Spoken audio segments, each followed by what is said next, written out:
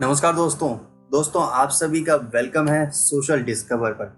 आज हम बात करेंगे एक सोशल इशू पर जो घटनाएं हम सब के साथ डेली घटती हैं। जैसे कि कई बार हमारे अकाउंट से पैसे निकाले जाते हैं कोई हैक करके, और कोई हमारी आईडी को हैक कर लेता है। कभी पेटीएम वॉलेट से पैसे निकाले जाते हैं, आपके पास फ़ोन कॉल आता है और एक्सेट्रा एक्सेट्रा बताकर आपसे पैसे ले जाता है। ये होता कैसे है? कई बार सोशल मीडिया के बड़े बड़े अकाउंट्स हैक होते हुए हमने सुना है। ट्विटर के बड़े बड़े अकाउंट हैक होते हैं और बाद में खबर में छपती है, न्यूज़ में छपता है। तो दोस्तों होता कैसे है इसके बारे में जानेंगे और थोड़ा अलग तरीके से सोचेंगे कि एक हैकर किस तरीके से सोच सकता है। जैसा हम सोचते हैं उससे कई डिफरेंट तरीके होते हैं हैकर के सोचने के, तभी वो ये सब कर पाता है। तो आउट ऑफ द वे जाकर आज मैं आपको बताऊंगा कि एक हैकर की सोच और उसकी माइंडसेट किस तरीके से होती है और वो क्या कर सकता है। एक आपके ईमेल आईडी से bank account, Facebook ID, Instagram, mobile phone, email, WhatsApp, YouTube account, Twitter account, ये सब चीज़ हैक कर सकता है।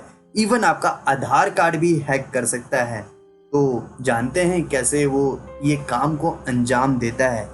आधार कार्ड के वेबसाइट के थ्रू क्या क्या हो सकता है आपके ईमेल आईडी से। सिंपल सा है, जैसे कि अगर हम आधार सर्विसेज में जाएं तो बहुत सारे ऐसे सर्विसेज हैं, जैसे आप जानते होंगे लोग बायोमेट्रिक या फिर आधार के बैंक लिंकिंग से चेक करने के लिए किस किस बैंक से आपका आधार लिंक्ड है। बहुत सारे इसमें ऑप्शन है, जैसे ही ईमेल आईडी वेरीफाई करिए या फिर मोबाइल नंबर वेरीफाई करिए या फिर आधार वेरीफाई करिए। इसमें एक ऑप्शन है जैसे रिट्राइव लोस्ट फॉरगॉटन यूआईडी। आपका नाम डालिए और ईमेल आईडी डालिए तो आपका आधार यूआईडी आपके पास पहुंच जाएगा। मतलब समझिए, अगर आपका ईमेल आईडी किसी को पता है तो ईमेल आईडी पता है तो नाम पता लगाने में कोई बड़ी बात नहीं है। उसने ईमेल आईडी डाला, नाम डाला, आपका आधार नंबर उसके पास पहुंच गया। ईमेल आईडी आपकी ऑलरेडी हैक्ड है। ये बहुत सारे केस है जिसमें ईमेल आईडी हैक होने की नॉर्मल सी बात है, कोई इतनी बड़ी बात नहीं है कि ईमेल आईडी आपका हैक नहीं हो सकता। समझ लीजिए, अगर आपका ईमेल आईडी हैक हो गया तो आपका आधार भी हैक हो गया, क्योंकि उसी पे ओटीपी आना है और नाम डालेगा, ईमेल आईडी डालेगा, तो मतलब उसके बाद आधार डाउनलोड हो जाएगा। इसके बाद सीधा ऑप्शन आता है आधार डाउनलोड का। अब मान लीजिए आपका आधार हैक हो गया है, तो आधार हैक होने के बाद क्या क्या कर सकता है। एक आता है यहाँ पर ऑप्शन आधार ऑथेंटिकेशन हिस्ट्री। उसमें अगर आप जाएंगे तो सिर्फ आधार नंबर डालना है और एक सिक्योरिटी कोड डालना है, उसके बाद ओटीपी आता है। देखिए, एक आधार नंबर से आपका यहाँ पे सिक्योरिटी कोड और ओटीपी, अब आप कहेंगे ओटीपी तो फ़ोन पे आता है, ओटीपी ईमेल पे भी आता है, तो मोबाइल भी हैक हो सकते हैं। कैसे हो सकते हैं?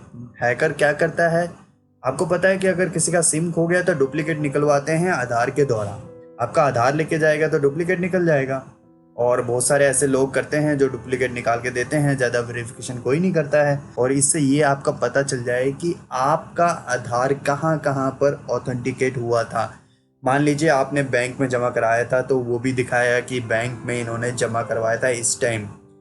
और आपने कोई अगर सिम लिया है, जितने भी आपने सिम लिए हैं सारे ऑथेंटिकेशन इसमें गए होंगे और पता चल जाए कि कब कब आपने क्या क्या लिया है।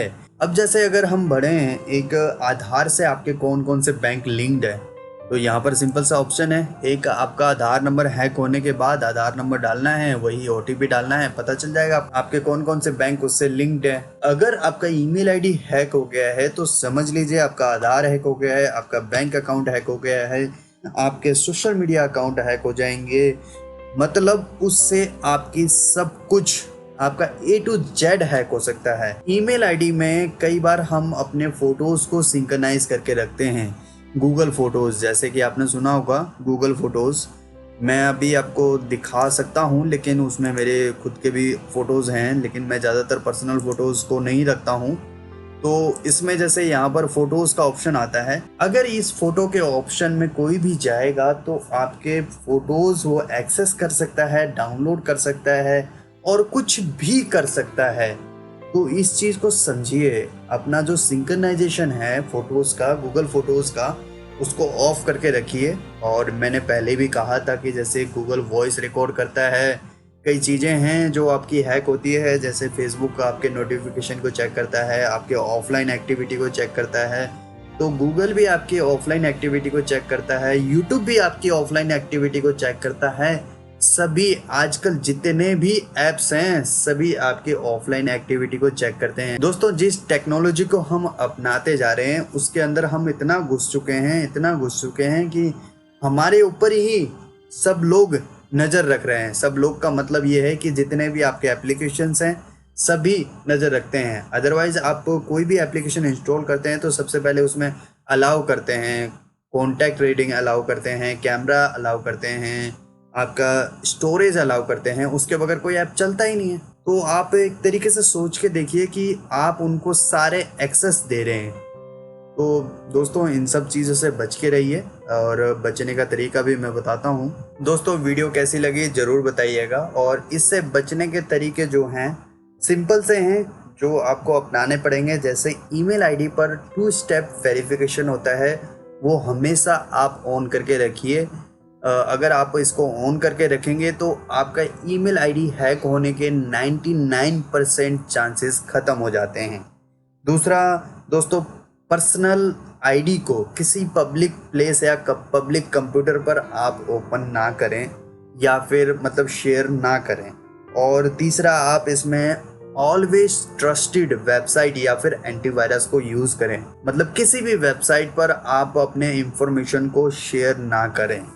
चौथा, आप इसमें जो पर्सनल आपका इंफॉर्मेशन होता है वो मैसेज पर शेयर कम से कम करें। मैं तो कहता हूँ ना ही करें कभी भी। और पांचवा, समय समय पर अपने पासवर्ड को चेंज करें और पासवर्ड को थोड़ा सा टफ रखें। कई बार ये होता है कि लोग अपने फ़ोन नंबर या फिर अपने ईमेल आईडी या फिर अपने नाम का ही पासवर्ड रख देते हैं, जिसके कारण आपकी ईमेल आईडी इजीली हैक हो जाती है।